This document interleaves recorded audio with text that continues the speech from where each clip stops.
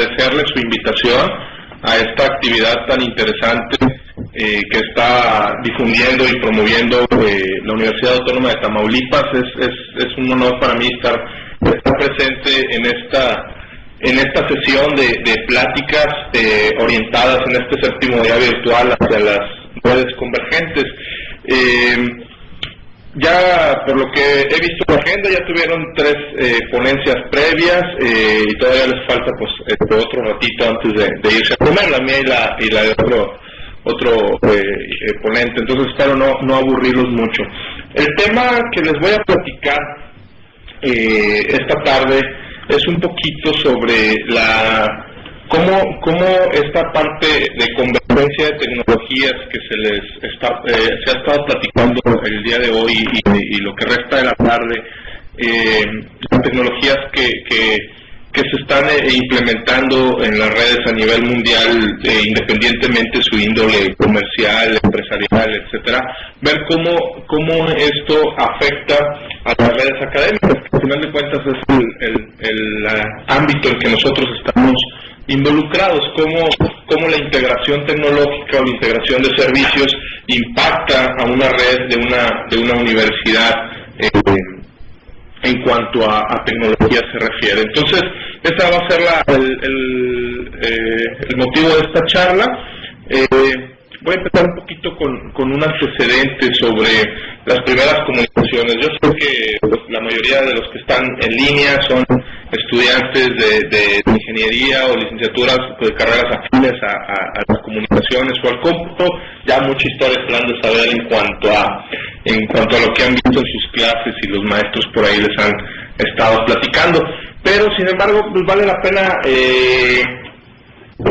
usarlo de preámbulo, sobre todo porque a veces con los cambios tan acelerados que vivimos hoy en día, no nos damos cuenta de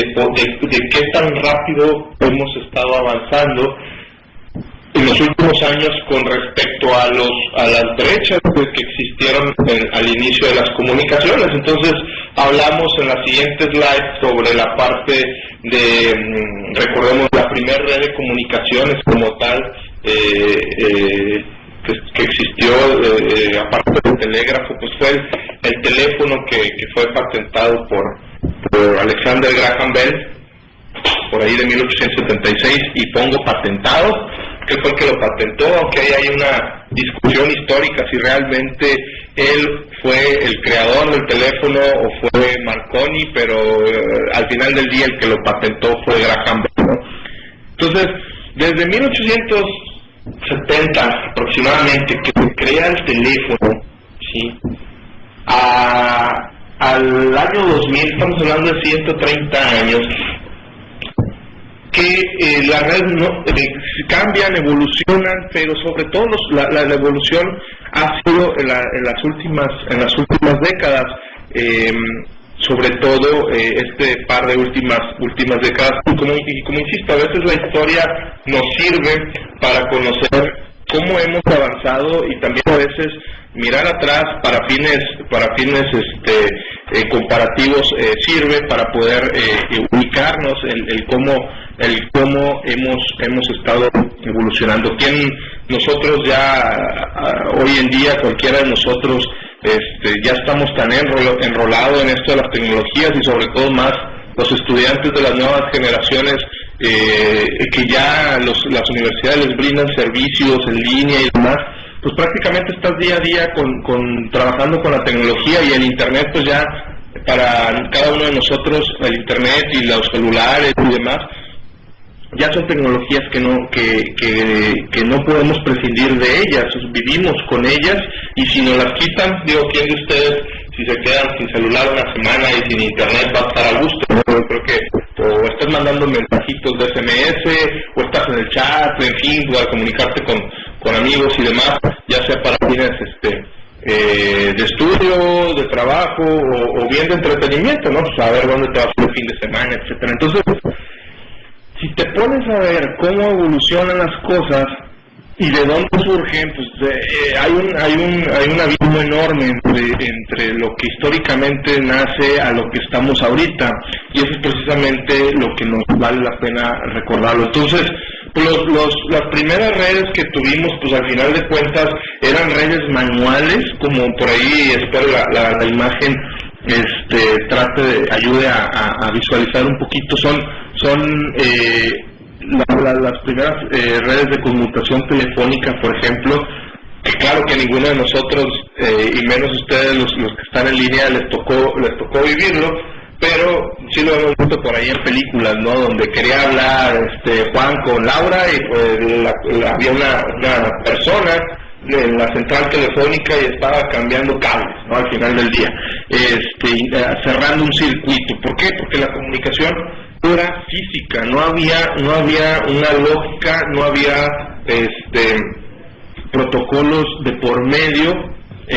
para establecer estas comunicaciones, sino que toda la comunicación era física. Es decir, si tú querías hacer una llamada telefónica, ¿qué necesitabas? Pues simplemente tener un circuito eléctrico para que pudiera fluir un flujo de voltaje, que al final de cuentas traía la voz convertida por ahí de ondas sonoras a voltajes. Pues al final de cuentas es lo que hace el auricular, o precisamente el micrófono de un teléfono, y la bocina, pues hacer el proceso inverso. Pero al final de cuentas, pues la voz era simplemente una serie de impulsos eléctricos que estaban fluyendo por esos cables, y no había ninguna lógica. ¿Por qué? Porque, como les digo, realmente el proceso era un proceso manual, en donde si Juan quería hablar con Laura, la operadora tenía que preguntar y cerrar el circuito. Entonces no existía un protocolo como tal de identificación, de los usuarios o de los suscriptores a esa red, ni un protocolo en medio que que permitiera hacer esta comunicación de manera dinámica. Entonces, las primeras redes fue físicamente todo el proceso. Obviamente cambia la historia un poquito, hablando de la red telefónica, como la telefonía, como la primera red formal de comunicaciones, y pasa de esta parte de conmutación manual a ya sistemas de conmutación un tanto más sofisticados, donde ya cada suscriptor tiene un número de teléfono, obviamente hay una regla de cómo establecer esa numeración, que es el estándar de 164, que establece el plan de marcación mundial, etcétera. Entonces ya las redes, al menos la parte de voz, empieza a evolucionar un poquito, o mucho más bien, en cuanto a hacer de manera dinámica lo que antes una operadora lo hacía. Sin embargo, todos estos, la conmutación en los primeros sistemas de conmutación telefónico seguía siendo una conmutación una conmutación automática, pero al final de cuentas la transmisión seguía siendo una comunicación analógica, donde pues simplemente había un flujo de voltaje en esas redes. Entonces, pues, del brinco de los 1800 y tantos pasamos a las redes de datos, donde históricamente pues el internet como tal que conocemos surge a través de una red que se conocía como ARPANET, y pues esta red, si alguien nos podemos pensar desde cuándo surge el internet, pues la primera red o la red que da inicio al internet, pues una red que surge a finales de los 60, entonces prácticamente de 1960, entonces casi 100 años después del invento del teléfono. Entonces, estar trabajando en una red de datos, por ahí en la siguiente slide, donde surge una comunicación la necesidad es simplemente comunicar dos computadoras, ya en la era ya no nada más de comunicaciones telefónicas, voz, sino que empieza a desarrollarse la parte de los las computadoras personales, las estaciones de trabajo y demás. Pero por ahí de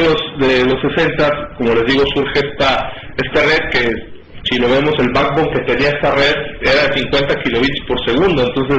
ya 50 kilómetros por segundo ya nos da risa a todos nosotros. Ninguno, yo creo, ya tiene una conexión de 50 kilómetros por segundo en su casa. Ya es raro aquel que usa un módem de acceso telefónico, salvo una emergencia, que no tienes otro tipo de red a tu alcance. Y ese era el backbone de la red principal que se empezó a crear, donde esta red, pues ya aquí en esta ubicándonos en la historia, en esta época era una época donde se carecía de estándares en la parte de cómputo. Por ahí había fabricantes de equipos de cómputo, pero esos fabricantes de equipos de cómputo sí entablaban comunicaciones entre ellos,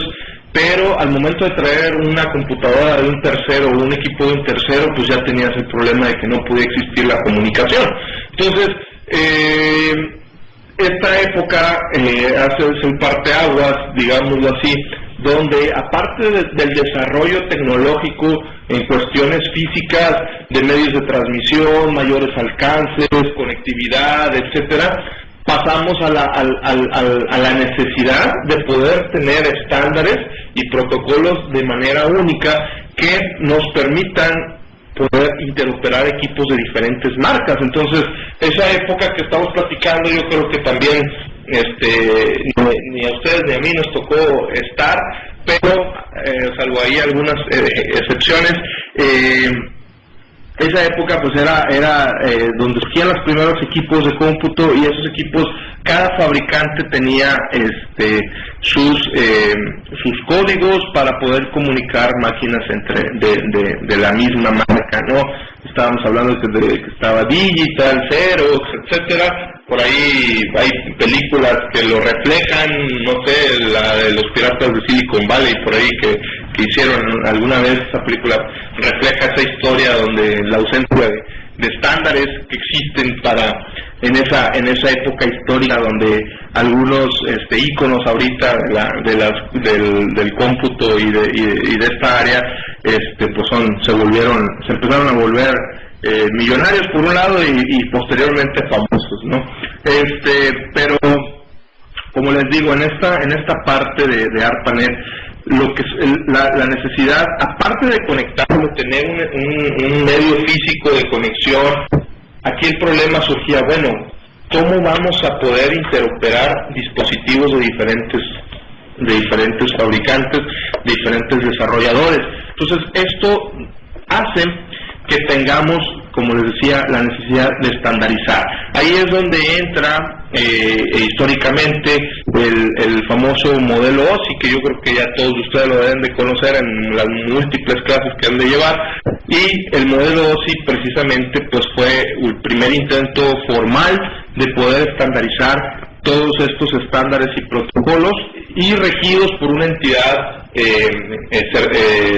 reguladora, que es la ISO, la Organización Internacional para la Estandarización. Entonces, el objetivo de esto era precisamente crear un estándar que permitiera comunicar las computadoras de estas redes, pero que no estuviera ligado o casado hacia un fabricante en específico, sino que fuera de manera estándar. Sin embargo, pues por ahí la ISO estuvo haciendo su chamba con el modelo OSI, o con el subcomité que hizo de OSI, pero por otro lado estaba un esfuerzo un poquito menos formal, que empezaron a desarrollar investigadores y académicos, que fue lo que posteriormente